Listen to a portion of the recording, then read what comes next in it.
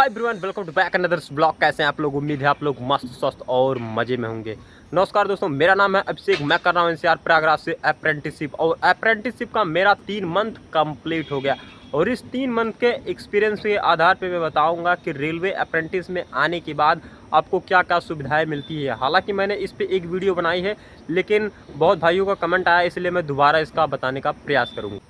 इस railway apprentice के दौरान क्या क्या हमें सुविधाएं मिलती हैं, इस पे मैं बात करूंगा। जैसे कि रूम मिलता है कि नहीं, कैंटीन की सुविधा होती है कि नहीं, मेडिकल की सुविधाएं कितनी होती है, हमें छुट्टी कितने दिन की मिलती है, क्या नाइट में ड्यूटी लगती है, या फिर हमें कितने घंटे का ड्यूटी रहता है। सारा कुछ डिस्कस इस मैं वीडियो में बताऊँगा आप लोगों को, ताकि आप जब भी रेलवे से अप्रेंटिस करें तो आपको इन चीज़ों का सामना ना करना पड़े। आपको पहले से ही पता रहे कि वहाँ रेलवे अप्रेंटिस में होता क्या है। चलिए देर ना करते इस वीडियो को कंटिन्यू करते हैं। सबसे पहले मैं बात करता हूँ, क्या हमें सरकारी क्वार्टर मिलता है।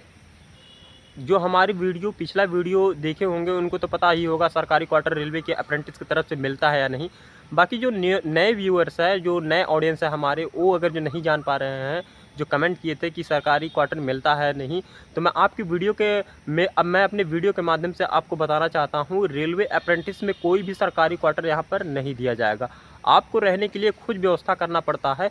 वो अलग बात है कि 2-4 दिन के लिए यदि सरकारी रूम खाली है तो वहाँ के एसएससी बहुत अच्छे हैं, आपका घर दूर है, आपको जैसे कोई सुविधाएं नहीं मिल पा रही है 2-4 दिन के लिए, वो अलग बात है, आपको दे दिया जाए।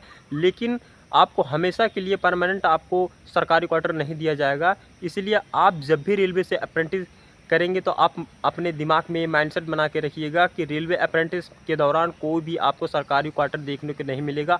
आप जो भी व्यवस्था करेंगे अपने हिसाब से करेंगे, यानी कि आपको खुद रूम लेना पड़ेगा। आप किसी भी जोन से अप्रेंटिस करें, आपको खुद रूम लेना पड़ेगा। अब अगले टॉपिक की तरफ बढ़ते हैं। और भी भाइयों का हमारे वीडियो के नीचे कमेंट आया था कि भैया आपको रेलवे अप्रेंटिस के दौरान आपको सैलरी कितनी मिलती है। बहुत लोग सैलरी बोलते हैं, लेकिन ये सैलरी नहीं कहा जाता है, इसको कहा जाता है स्टाइपेंड। यानी कि रेलवे अप्रेंटिस के दौरान आपको स्टाइपेंड कितना मिलता है। स्टाइपेंड का अर्थ होता है वजीफा, यानी कि आपको रेलवे विभाग आपको खर्चा बर्चा देता है रहने के लिए, खाने के लिए, पीने के लिए, कि ताकि आपको कोई भी रुपया घर से ना मंगाना पड़े, आपका उसी में सब चीज़ ट्रेनिंग और पढ़ाई साथ में चलता रहे। तो आखिर में स्टाइपेंड हमें कितना मिलता है, तो इसी बात पे मैं चर्चा करूँगा। देखिए, अलग अलग जोन में अलग अलग स्टाइपेंड आपको देखने को मिलेगा। जैसे कहीं कहीं 11,000, कहीं कहीं 12,000, कहीं कहीं 13,000 में मिलता है, कहीं कहीं 8,500, कहीं 7,000, कहीं 6,000 और कहीं 9,000। तो मुझे कितना मिलता है, देखिए एनसीआर प्रयागराज की मैं बात करता हूँ। एनसीआर प्रयागराज में आपको 9,600 रुपया आपको देखने को मिलेगा। पहले क्या होता था, कम मिलता था, लेकिन अब रेलवे विभाग ने सितंबर 2025 से नोटिस जारी किया था कि हर रेलवे अप्रेंटिस को 9,600 से यहाँ पर स्टाइपेंड मिलेगा। अब 9,600 से कम किसी को नहीं मिलता, चाहे वो 1 ईयर का उनका ट्रेड हो, चाहे वो 2 ईयर का उनका ट्रेड हो, कोई बात नहीं, उनका 9,600 से ऊपर ही उनका स्टाइपेंड मिलता है। तो ये सब अपना डाउट निकाल लीजिएगा। 9,600 रुपया आपका स्टाइपेंड यहाँ पर मिलने वाला, उससे ज़्यादा भी मिल सकता है। 9,600, 10,000, 12,000, 13,000, जो भी आपको मिलेगा, एक जोन पे डिपेंड करता है कि आपको कितना मिलेगा। और भी मैं बात कर लेता हूँ कि रेलवे अप्रेंटिस के दौरान आपको छुट्टियाँ कितनी मिलती हैं, यानी कि रेलवे अप्रेंटिस के दौरान आपको कितनी छुट्टी मिलती है 1 ईयर में। देखिए, आपको रेलवे अप्रेंटिस के दौरान आपको कुल 12 छुट्टी 1 साल के अंदर आपको देखने के मिलेगी। यहाँ पर कहते हैं CL, यानी कि आपका 12 छुट्टी आपको रेलवे अप्रेंटिस के दौरान 1 साल में छुट्टी देखने की मिलेगी। मान लिया जाए आप घर जाना चाहे, तो आपके मन में डाउट होगा कि हम घर चले गए तो यदि हम 12 दिन से ज़्यादा रुक गए तो मेरा क्या सैलरी कट जाएगा। देखिए, वहाँ के आपके एसएससी के ऊपर डिपेंड करता है कि आप उनका कितना अच्छा व्यवहार है, कितना सही है, कितना गलत है, वो उनके ऊपर डिपेंड करता है। यदि आपका प्रेजेंटी को लगा देते हैं तो आपका सैलरी नहीं कटेगा।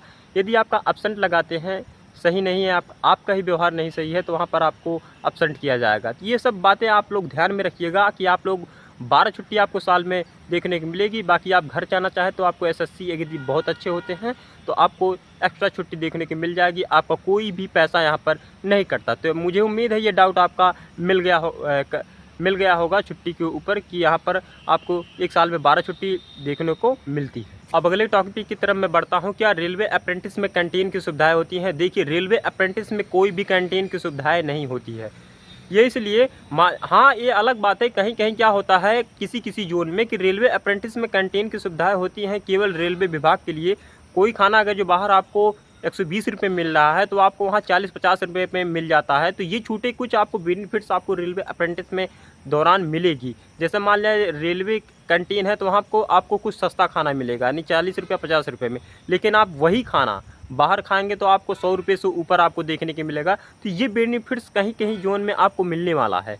तो ये चीज़ें आप अपने ध्यान में ज़रूर रखिएगा। रेलवे अप्रेंटिस के दौरान कैंटीन तो नहीं होती, हाँ किसी किसी जोन में होती है, लेकिन वहाँ पे फिर भी आपको पैसा कुछ ना कुछ पे करना होता है, यानी कि कुछ ना कुछ आपको छूट मिल जाती है। अब बहुत लोग ये पूछते हैं कि रेलवे अप्रेंटिस के दौरान हमें काम कितने घंटे का करवाया जाता है, यानी कि रेलवे अप्रेंटिस के दौरान काम कितने घंटे का करना पड़ता है। देखिए, रेलवे अप्रेंटिस में 24 घंटा काम होता है, यानी कि 24 घंटा काम करता है, लेकिन यहाँ पर होता क्या है 3 शिफ्ट में यहाँ पर आपको बांट दिया जाता है, यानी कि 8-8 घंटे का 3 शिफ्ट में आपको काम बांट दिया जाता है, यानी कि आपका ड्यूटी 8 घंटे का रहता है।